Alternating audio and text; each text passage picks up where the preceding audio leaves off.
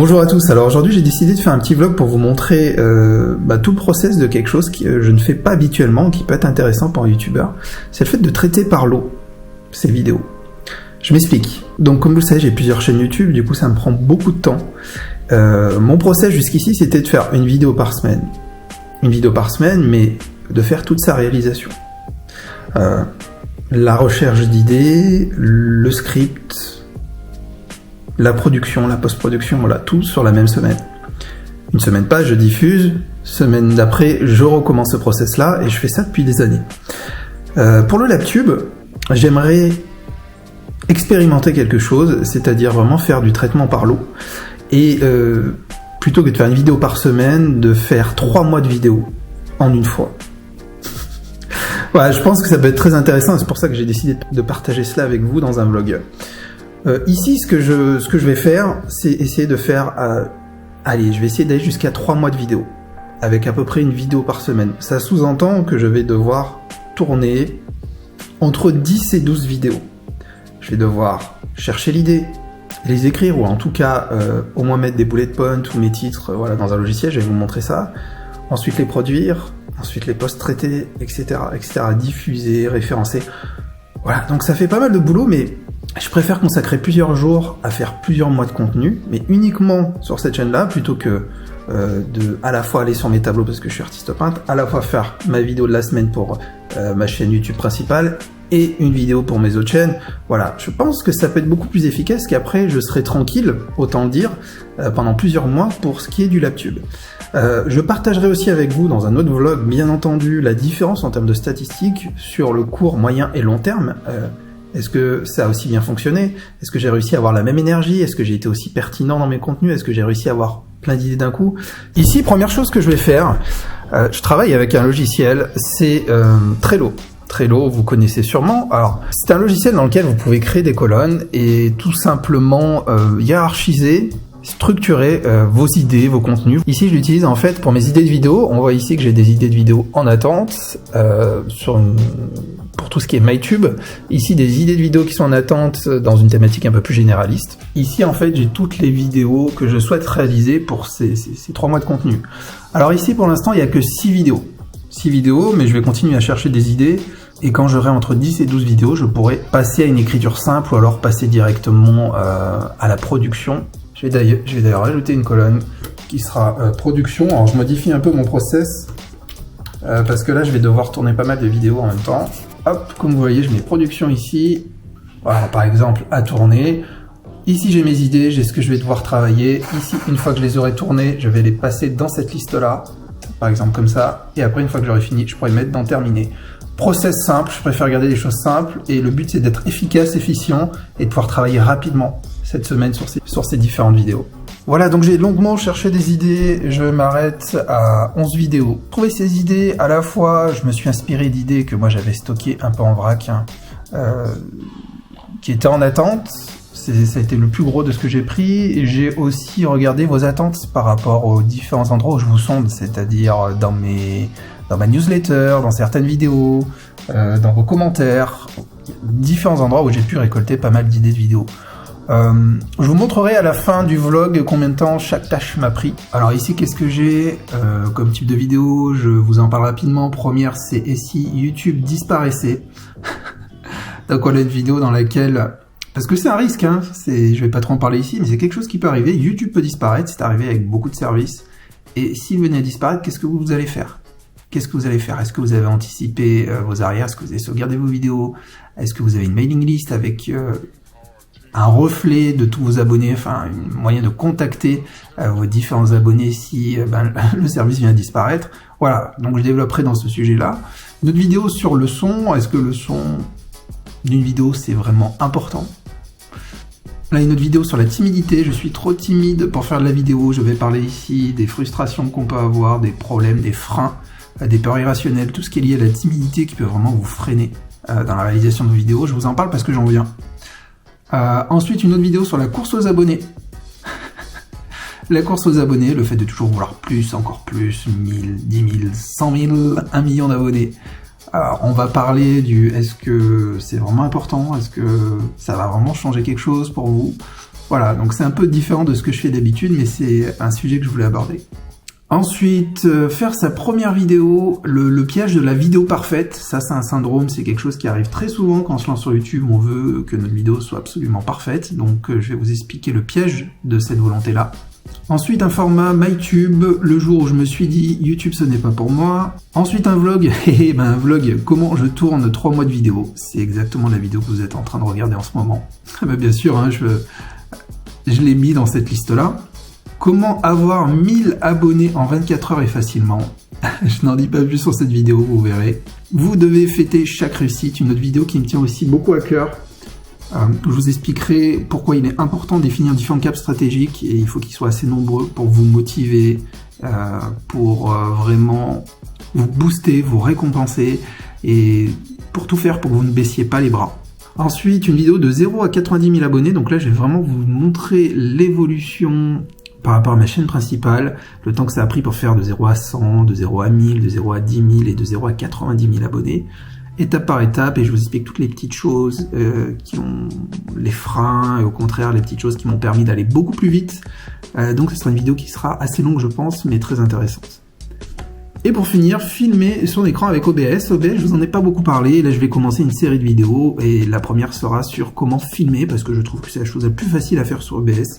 Comment filmer son écran, et enregistrer directement sur son ordinateur, et on verra aussi comment faire quelques incrustations, mettre par exemple votre visage, votre logo, votre Instagram. Voilà, donc ça sera une vidéo un peu plus tuto. Alors comme vous pouvez le voir, il y a pas mal de sujets, pas mal de boulot évidemment. Alors ce que je vais faire ensuite, c'est tout simplement, plutôt que d'écrire chaque vidéo ici, je vais directement me mettre devant la caméra. Avant de tourner chaque vidéo, je vais me faire une liste. Je vais tout simplement me faire des bullet points qui correspondront au plan de ma vidéo, qui sera une aide pour tourner chaque vidéo. Donc à chaque fois, je recommencerai de 0 pour chaque vidéo, et je vais faire une grosse session tournage, qui va sûrement durer plusieurs heures. Voilà, donc là je vais passer à la production de mes vidéos, j'ai la liste de mes vidéos, j'ai mon matériel qui est prêt à filmer, et comme je vous ai expliqué, je vais directement, vidéo par vidéo, prendre une vidéo, écrire un petit plan, différentes bullet points ici. Je vais pouvoir m'en inspirer pour chacune des vidéos, et je vais alterner écriture, vidéo, écriture, vidéo, écriture, vidéo. Ça me permettra à chaque fois, si j'écris tout en avance, ça va être bien trop compliqué pour moi. Je vais pas m'y retrouver, je vais m'y mélanger, donc si vraiment j'écris et je travaille sur ma première vidéo et que je tourne et que je fais ça à chaque fois pour chaque vidéo, ça sera beaucoup plus simple, et je sais que moi, en tout cas, dans ce cas de figure, je serai plus efficace. C'est parti pour cette longue séance de production.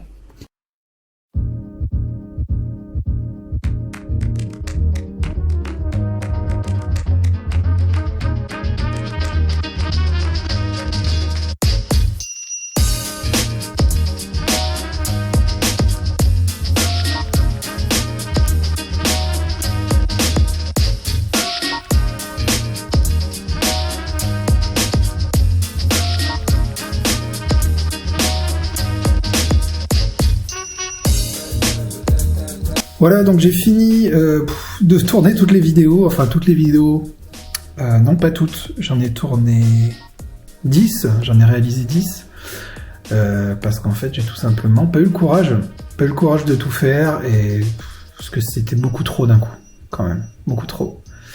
Mon sentiment pour l'instant par rapport au tournage, effectivement, c'est que je pense qu'il y a moins de qualité que d'habitude. C'est moins qualitatif parce qu'au bout d'un moment, on se fatigue, il est dur de mettre la même énergie. L'avantage, par contre, c'est que j'ai pu faire pas mal de vidéos dans un laps de temps assez record. Vous verrez à la fin de vidéo, je vous mettrai tout le détail des heures passées par opération. Et là, maintenant, en fait, je vais passer au montage. Voilà, si on regarde, donc je vais passer au montage. J'ai ici tous mes rushs. Là, je pense que j'en ai pour beaucoup plus de boulot. Ça va être assez long, surtout si je veux bien faire les choses, si je veux mettre des incrustations, si je veux mettre des effets, si je veux mettre de la musique, mon intro, outro, etc. Il va y avoir pas mal de boulot. Donc écoutez, c'est parti, je vous retrouve tout de suite après.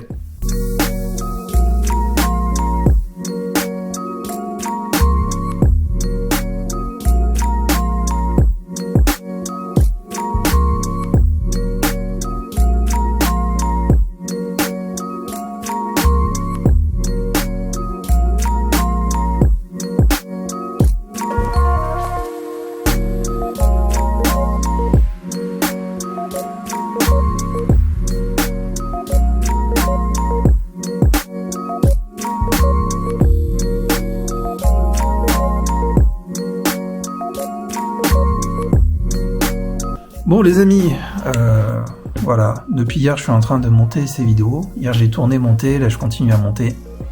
On fera un point sur le temps passé un peu plus tard. Voilà, ici qui est géré automatiquement. C'est compliqué. C'est compliqué parce que je mets pas autant d'énergie que ce que je mets habituellement dans une vidéo quand je travaille vidéo par vidéo.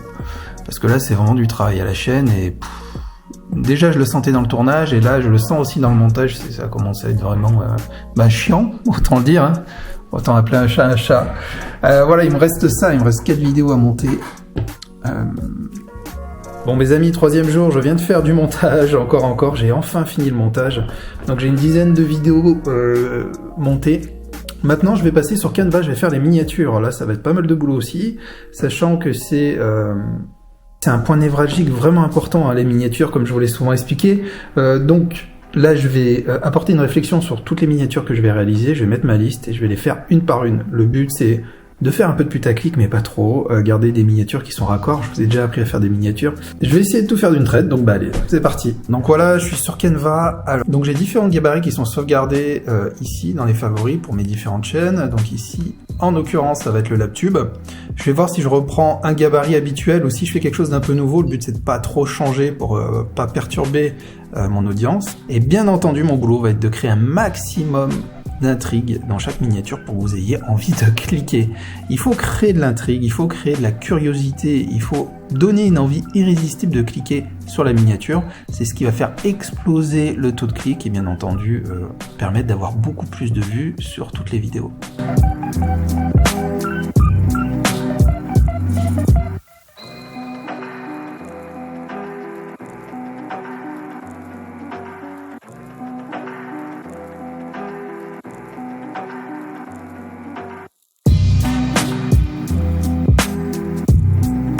Voilà, donc j'ai fini les miniatures qui sont ici. Je vais maintenant saisir les métadonnées de mes vidéos et pour cela, pour être sûr de pouvoir attaquer la longue traîne, de pouvoir faire du référencement de façon organique, référencement naturel, je vais utiliser Morning Frame pour définir des mots-clés qui sont pertinents pour les différentes vidéos, mais qui suscitent aussi un intérêt de l'audience. Et bien entendu, un volume de recherche. En ce moment, ce que j'utilise, c'est Morning Frame. Morning Frame, c'est un outil qui, tout comme TubeBuddy, ça dépend, j'alterne entre les deux.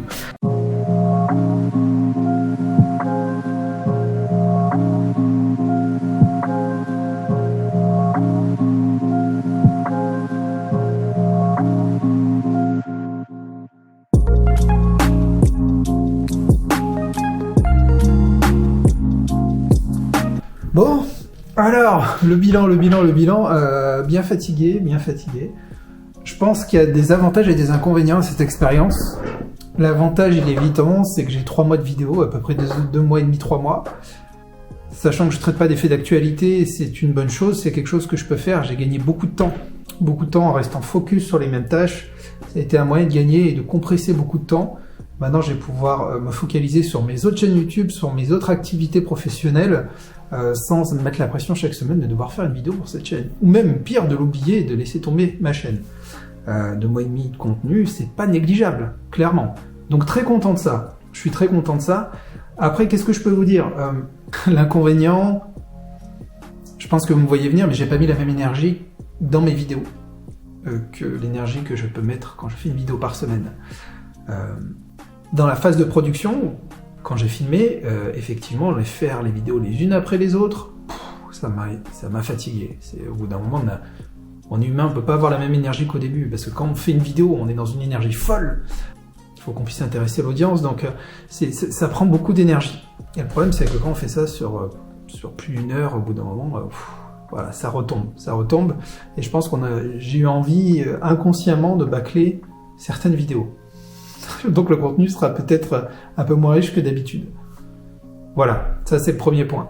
Maintenant, on va regarder un peu au niveau des tâches, le temps que ça m'a pris, parce que je pense que c'est quelque chose qui peut vous intéresser. Donc au niveau des différentes tâches, si je prends... Au niveau de la durée, on est sur du 7h30, ce qui est pas mal finalement, qui est même plutôt une belle performance pour un peu moins de 10 vidéos. On est autour de 10 vidéos, c'est plutôt pas mal. C'est plutôt pas mal le fait de faire de tout compresser, de regrouper les différentes tâches. Je pense que d'un point de vue organisationnel, on gagne beaucoup de temps, comme j'ai pu vous le dire. Si maintenant je vais dans le détail, alors on voit bien sûr que j'ai regroupé mes tâches sur 3 jours. J'ai pas fait que ça, bien entendu, pendant 3 jours, mais ça m'a permis aussi de le compacter sur la semaine, comme je vous l'ai dit. Alors la phase de recherche d'idées, qui m'a pris 1 heure, tout à fait correct. Mais pour être honnête, j'ai un peu triché, hein. J'avais déjà un peu anticipé, j'avais quelques sujets qui dormaient, que je me suis permis de mettre dans cette liste. Après, pour la production, c'est-à-dire tout simplement quand je me suis filmé, 2 heures. Là aussi, c'est plutôt intéressant, 2 heures pour des vidéos, sachant d'autant plus qu'avant chaque vidéo, enfin en tout cas pour la plupart des vidéos, sur mon ardoise, hein, je préparais les différents bullet points, je me faisais un petit plan, et ça je l'ai compté dans la période de production. Ça me permettait d'être plus focus sur chaque vidéo. Ensuite, la post-production. La post-production, bien entendu, je l'ai fait sur 3 jours. Une première heure le premier jour, 1h30 le deuxième, et pour finir, une demi-heure le dernier jour. Donc là, on est à peu près sur du 3 heures de montage. C'est plutôt pas mal. Mais effectivement, j'ai mis moins d'énergie au bout d'un moment. Je mettais pas le nombre d'incrustations que j'aurais pu mettre en temps normal. C'était dur de rester focus et de garder une bonne énergie, d'essayer de ne pas bâcler ce que j'ai pu faire. Ensuite, les miniatures. Les miniatures, donc 48 minutes, un peu moins d'1 heure, parce que je travaille sur Canva, ça va vite sur Canva, que j'avais déjà des idées en tête, et puis, comme je vous l'ai dit, Canva, vous gagnez un temps très précieux, surtout quand vous avez la version pro comme moi, vous avez toute une bibliothèque d'images, il vous suffit de taper des mots-clés, les images arrivent, vous mettez, vous transposez, vous dupliquez, ça va très très vite. Et ensuite, pour tout ce qui est SEO, pour l'upload et surtout le SEO, les métadonnées, donc titre, description, keywords, alors les keywords, tout ce qui est tag, j'en mets pratiquement plus parce que il est évident que maintenant, depuis quelques temps, YouTube met ça en retrait et que ça a moins d'importance dans votre référencement, mais j'en reparlerai dans une autre vidéo si ça vous intéresse. Donc ici, ce qui m'a permis de gagner un temps assez considérable quand même, hein. Je me suis aidé du logiciel Morning Fame, ça m'a permis de passer 41 minutes dessus. Maintenant, qu'est-ce qu'il me reste à faire ? Rien de bien compliqué, il va falloir que je... Oui, non, ça va me prendre encore du temps. Je voulais épargner sur cette vidéo, mais il va falloir que je programme la vidéo, que je définisse un planning éditorial, que je fasse aussi des mails que je vais programmer à exactement la même date, à la même heure, à la même minute. Comme ça, le jour J, chaque vidéo sera lancée, proposée à mon audience, plus à ma mailing list. Voilà, donc il va falloir que je saisisse aussi tous ces mails. Voilà, pas mal de boulot. Je vais essayer de faire ça aujourd'hui. Voilà, j'espère que ce type vlog vous aura plu. Moi, je suis prêt à vous en faire plein d'autres si ça vous intéresse. Dites-le moi en description. Un petit pouce levé aussi pour me soutenir. Et voilà, j'attends vraiment que vous mettiez en commentaire parce que voilà, avec ma DJI Osmo Pocket 2, là, je peux aller un peu partout et vous faire des vlogs comme ça. Ça pourrait être sympa, je pense. Je tiens à m'excuser. Il y a peut-être quelques rushs qui ont été un peu flous, des rushs précédents. Je me suis rendu compte de ça. Je ferai attention à l'avenir. Et puis voilà, en tout cas je vous remercie d'avoir regardé cette vidéo, j'attends vos commentaires et moi je vous dis à très bientôt pour une autre vidéo. Ciao ciao les amis.